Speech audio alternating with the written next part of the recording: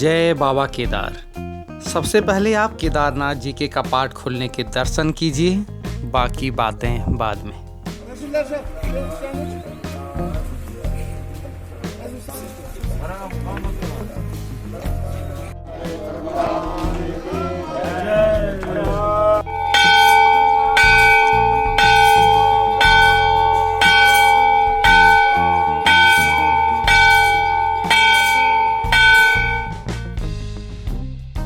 आपने देखा शीतकालीन प्रवास के बाद बाबा केदार अपने धाम पहुंच चुके हैं, कपाट खोले जा चुके हैं। ऊखीमठ से केदारनाथ तक की डोली यात्रा इस बार एकदम अलग रही। इस वीडियो में हम जानेंगे वर्ष 2020 की केदारनाथ डोली यात्रा का संपूर्ण विवरण।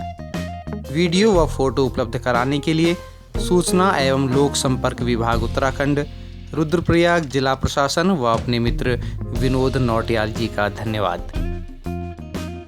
केदारनाथ जी के कपाट खुलने की प्रक्रिया शुरू होती है ऊखीमठ से। ये है ऊखीमठ का ओंकारेश्वर मंदिर, जहां सर्दियों में केदारनाथ जी की पूजा होती है। गर्मियां शुरू होने पर उत्सव डोली के माध्यम से भगवान पहुंचते हैं केदारनाथ। इस बार कोरोना की वजह से जब पूरे देश में लॉकडाउन चल रहा था, तो बाबा केदार की डोली यात्रा में भी काफ़ी परिवर्तन करना पड़ा। केदारनाथ के रावल श्री भीमाशंकर लिंग जी 20 अप्रैल को ऊखीमठ पहुंचे थे। कोरोना संबंधी दिशा निर्देशों की वजह से उन्हें 14 दिन तक क्वारंटीन रहना पड़ा। इस वजह से वे केदारनाथ के कपाट खोले जाने की किसी भी प्रक्रिया में शामिल नहीं हो सके। उनके प्रतिनिधि के तौर पर इस वर्ष केदारनाथ के लिए नियुक्त मुख्य पुजारी श्री शिवशंकर लिंग जी ने सभी आयोजनों में हिस्सा लिया। केदारनाथ के पुजारियों के संबंध में भी मैंने एक वीडियो बनाया है, उसका लिंक डिस्क्रिप्शन पर दे रहा हूँ। उससे आपको केदारनाथ के पुजारियों के विषय में और अधिक जानकारी हो जाएगी। ऊखीमठ से केदारनाथ की डोली रवाना होने से ठीक एक दिन पहले ओंकारेश्वर मंदिर में होती है भैरव पूजा। भैरव पूजा में आसपास के गांव के कई लोग इकट्ठा होते आए हैं, लेकिन इस बार कोरोना की वजह से वहां केवल चुनिंदा लोग ही शामिल हुए। भैरव को भगवान शिव का मुख्य गण माना जाता है।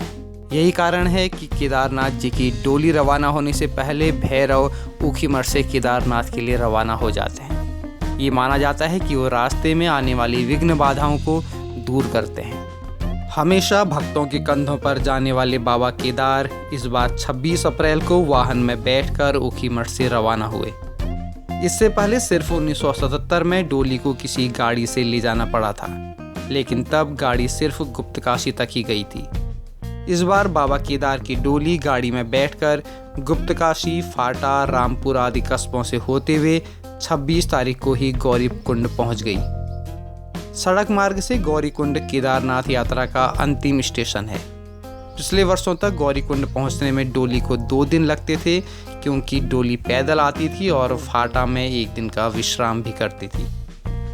अगर पिछले सालों की बात करें तो केदारनाथ डोली यात्रा के दौरान एक बड़ा जनसमूह पूरी यात्रा में शामिल होता है और कई लोग ऊखीमठ से लेकर के केदारनाथ तक पैदल यात्रा करते हैं। ये लगभग 60 किलोमीटर की दूरी है, जिसको 3 दिन में पूरा किया जाता है।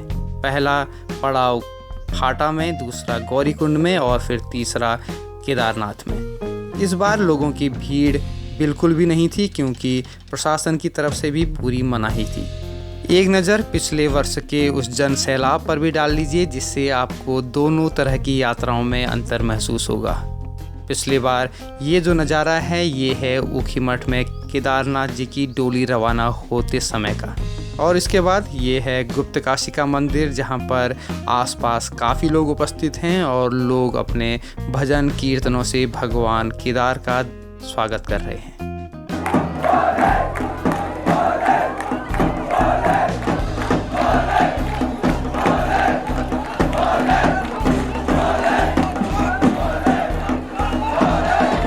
गौरीकुंड से शुरू होता है पैदल मार्ग। इस वर्ष भी डोली पैदल ही 27 अप्रैल को गौरीकुंड से केदारनाथ के लिए रवाना हुई। यहाँ से केदारनाथ का लगभग 27 किलोमीटर का पैदल मार्ग है। रास्ते में एक स्थान आता है भीमबली। पहले यह विचार था कि डोली को एक दिन भीमबली में विश्राम कराया जाए, लेकिन अंतिम क्षणों में इसे बदल दिया गया। डोली सीधे केदारनाथ के लिए बढ़ती रही। विशाल हिमखंडों के बीच से गुजरती हुई बाबा केदार की इस डोली को देखिए। चारों तरफ आपको कई फुट बर्फ दिखाई देगी। दरअसल ये ग्लेशियर हैं जिन्हें काटकर गुजरने लायक रास्ता बनाया गया है। इस पूरी तस्वीर में जो एक खास बात का ध्यान मैं आप लोगों को दिलाना चाहता हूँ वो हैं डोली ले जाने वाले भक्त। गौर से देखिए इनके पाँव को, ये नंगे पाँव चल रहे हैं। 17 किलोमीटर की खड़ी चढ़ाई और ऊपर से बर्फ का रास्ता। बर्फीले मार्ग पर नंगे पाँव चलना कोई आसान काम नहीं है। ये शायद शिव शंकर पर इनकी आस्था, श्रद्धा व विश्वास ही है जो इन्हें इस तरह की शक्ति प्रदान करते हैं।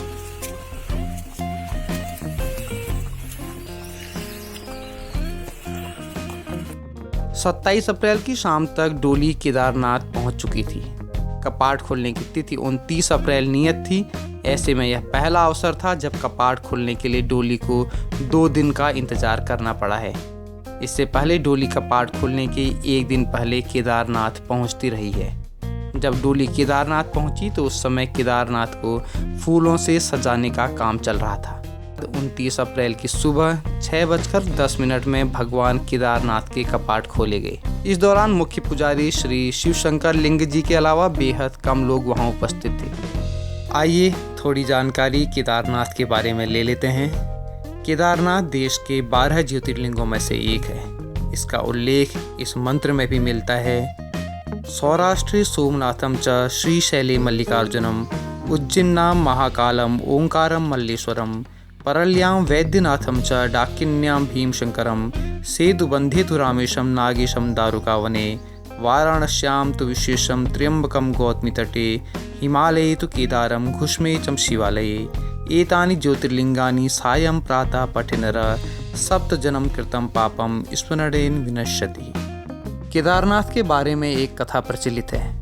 कहा जाता है कि महाभारत के युद्ध में विजयी होने के बाद पांडव भाइयों की हत्या के पाप से मुक्ति पाना चाहते थे।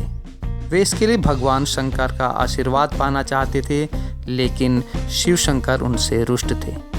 शिव के दर्शन के लिए पांडव काशी गए, लेकिन वो उन्हें वहां नहीं मिले। पांडव उन्हें खोजते हुए हिमालय तक पहुंच गए।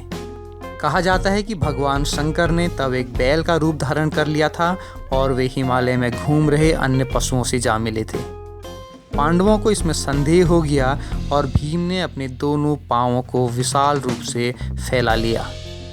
अन्य सब गाय बैल तो उस पांव के नीचे से निकल गए, लेकिन शंकर जो कि बैल के रूप में थे वो पांव के नीचे से जाने को तैयार नहीं हुए। भीम तभी उस बैल पर झपटे, लेकिन बैल भूमि पर अंतर्ध्यान हो गया। कहा जाता है कि भीम ने बैल का पृष्ठभाग पकड़ लिया और आज वही शिवलिंग के रूप में केदारनाथ में विराजमान है। पांडवों की ऐसी भक्ति देखकर शिव प्रसन्न हुए और उनको पाप मुक्त किया। इसके अलावा भगवान शिव के विभिन्न हिस्से जो कि बैल के रूप में थे वो अलग अलग स्थानों पर प्रकट हुए और उनमें से ही बने पंच केदार। पंच केदार में से एक मुख्य मंदिर केदारनाथ, उसके अलावा रुद्रनाथ, तुंगनाथ, मधमहेश्वर और कल्पेश्वर। केदारनाथ समेत पंच केदार के सभी मंदिर उत्तराखंड में हैं। और सबसे विशेष बात यह है कि इन्हीं में से एक मंदिर जो कि मधमहेश्वर है उसका शीतकालीन गद्दी स्थल भी ऊखीमठ है। ओंकारेश्वर के जिस मंदिर में भगवान केदारनाथ की पूजा होती है उसी मंदिर में भगवान मधमहेश्वर की भी पूजा की जाती है। केदारनाथ मंदाकिनी नदी के तट पर हैं और यह मंदाकिनी गौरीकुंड होते हुए रुद्रप्रयाग में अलकनंदा नदी से मिलती है। यही वजह है कि इस पूरी वैली को केदार वैली या फिर मंदाकिनी वैली कहा जाता है। मंदाकिनी नदी का जल लेकर जब अलकनंदा देवप्रयाग में भागीरथी से मिलती है तो यहीं से वो गंगा कहलाती है। इस तरह से अगर देखें तो गंगा नदी में मंदाकिनी का जल भी है और यह केदारनाथ के बिल्कुल बगल से बहती हुई नीचे आती है।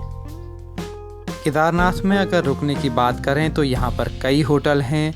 गढ़वाल मंडल विकास निगम का भी गेस्ट हाउस यहाँ पर बना हुआ है, लेकिन पीक सीजन में कई बार सभी गेस्ट हाउस और होटल फुल हो जाते हैं। ऐसे में ये ज़्यादा बेहतर रहेगा कि अगर कभी आप यहाँ आने का प्लान कर रहे हैं तो पहले से बुकिंग की व्यवस्था कर लें। कोरोना लॉकडाउन की वजह से फ़िलहाल यात्रियों के लिए केदारनाथ के दर्शन बंद हैं। उम्मीद है कि कोरोना का संकट समाप्त होने पर सब कुछ सामान्य हो सकेगा और भक्तजन बाबा केदार के दर्शन कर उनका आशीर्वाद ले सकेंगे। उम्मीद है आपको वीडियो पसंद आया होगा। कमेंट कीजिएगा और साथियों के साथ शेयर करना मत भूलिएगा। जय बाबा केदार। आप देख रहे हैं मन्नू की मोटर। चैनल को करें सब्सक्राइब